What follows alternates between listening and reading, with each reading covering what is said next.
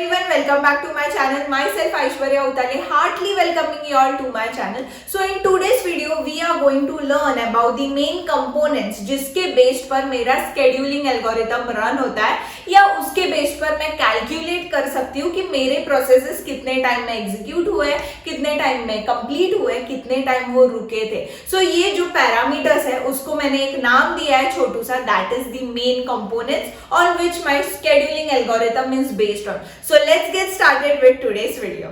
So the first component is my arrival time. So what the arrival time states is a point of time at which the process is arrived to get executed. मतलब एक point of time, यहाँ कोई period की बात नहीं कर रहा या amount of time की बात नहीं कर रहा है. Please note it that it is a point of time. It is not the period of time. Okay?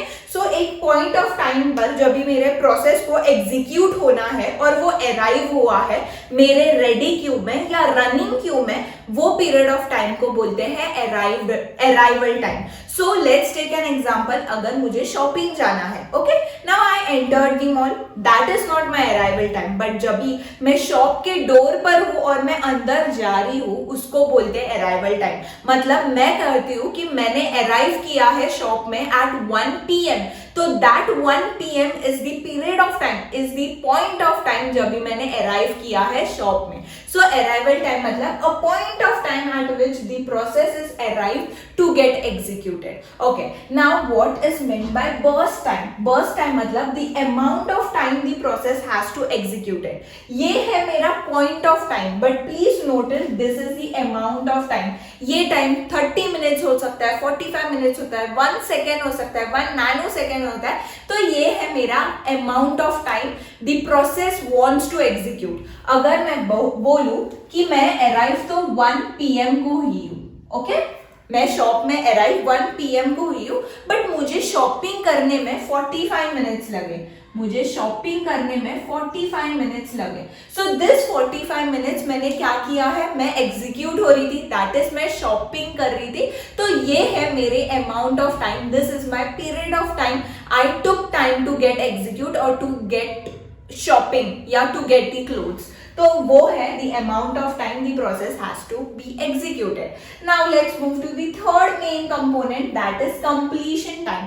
Completion time मतलब a point of time at which the process is successfully executed. मतलब यहाँ भी amount of time नहीं है, यहाँ भी main component is the point of time at which my process get executed. मतलब ये पूरा का पूरा burst time complete होके वो execute हुआ, वो एक point उसको कहते हैं मेरा completion time. मतलब जितना time या एक point पर जब वो process complete हुआ execute होने, वो है मेरा completion time. Now based on these three components I have brought you the formula जो बहुत important है आपके scheduling algorithm के लिए. So the first is the turnaround time, the second is the waiting time, and the third is the response time. Now let's move to the formula part. So let's move to the formula part. The first formula which I will introduce is the turnaround time. So what you mean by turnaround time?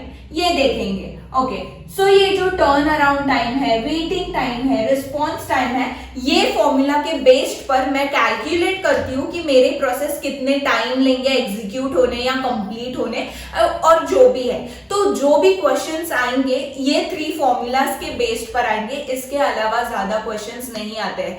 तो हर gate exam में इसके based पर 4 या 3 marks के questions आते ही है. तो इसलिए please attend this video till the end to get this formula clearly. So the turnaround time मतलब the completion time, जो मेरा टाइम जितना टाइम लगता है मुझे completion time माइनस मेरा पर्टिकुलर अराइवल टाइम.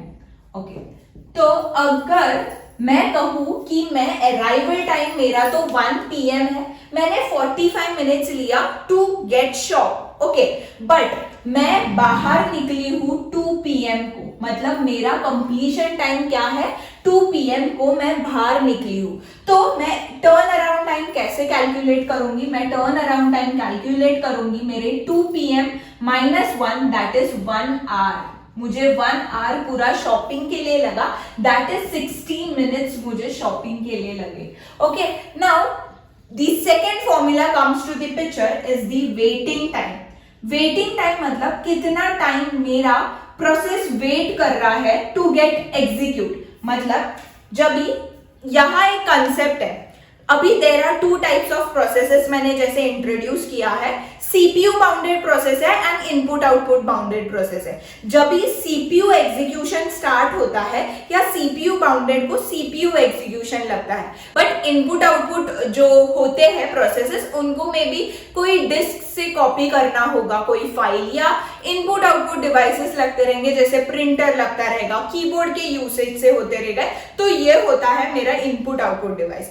सो अगर मैं कहूँ वेटिंग टाइम मतलब क्या, जैसे मेरे दो प्रोसेसेस है सीपीयू एंड इनपुट आउटपुट। जब भी कोई प्रोसेस सीपीयू एग्जीक्यूशन कर रहा है बट मतलब वो जब करते वक्त उसको याद आया कि अभी उसको इनपुट आउटपुट डिवाइस की रिक्वायरमेंट है टू गेट एग्जीक्यूट, तो वो सीधा वेटिंग क्यू में चला जाता है, that is input output devices या वेटिंग क्यू में रुकता है सो दैट उसको वेटिंग या इनपुट आउटपुट डिवाइस का एग्जीक्यूशन मिले। तो ये जो पीरियड है जब भी वो प्रोसेस आके किधर वेटिंग क्यू में बैठता है उसको कहता है वेटिंग टाइम।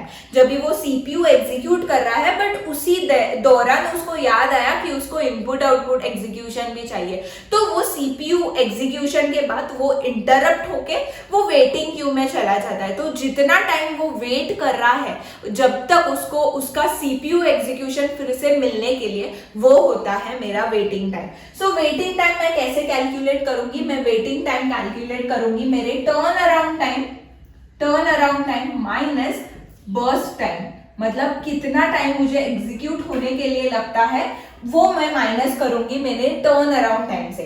नाउ मेरा टर्न अराउंड टाइम 60 मिनट्स है बराबर, तो मैं लिखती हूँ 60 माइनस मेरा जो 45 मिनट्स मैंने लिया है एग्जीक्यूट होने के लिए।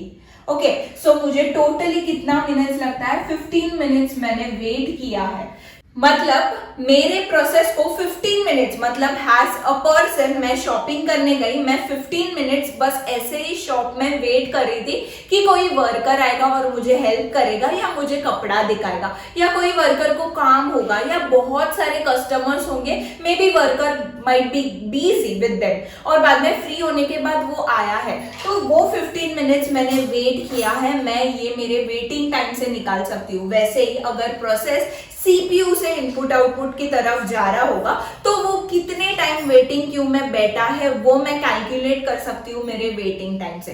सो ये सब क्वेश्चंस गेट में आते हैं एंड इंजीनियरिंग यूनिवर्सिटी एग्जाम्स में भी आते हैं, तो प्लीज ये फॉर्मूला बस याद करना, आप खुद ही क्वेश्चंस के आंसर दे सकते हैं। Now the third most important is the response time.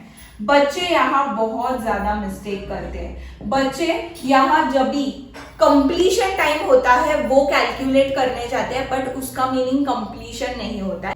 So the formula is the time at which the process get first CPU time। मतलब जब भी मेरे प्रोसेस को पहला CPU मिलता है, मतलब at a particular time उसको कभी फर्स्ट CPU मिलता है एग्जीक्यूट होने, उसका टाइम या वो पॉइंट ऑफ टाइम को लेना है और ये किससे माइनस करना है, उसके अराइवल टाइम से।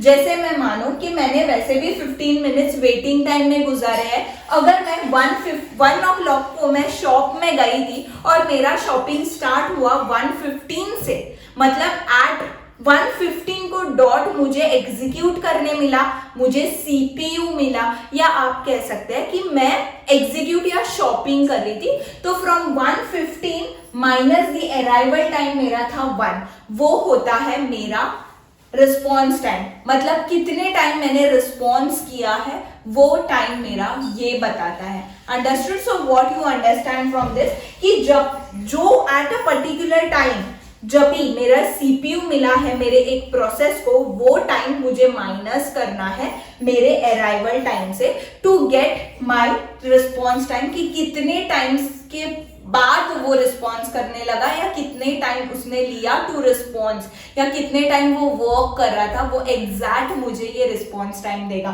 सो this are the components which are very important. This is the formula part and this is the 3 components जिसके बेस पर ये फॉर्मूला वर्क होते हैं. So that's it for today's video. I hope you enjoyed it. This is very important for you while solving the sums. So please अगर कोई भी point पर कुछ समझा नहीं है, rewind back and watch it सो आपको क्लियर आइडिया मिलेगा. That's it for today's video. I hope you enjoyed this. Please like, share and subscribe to my channel.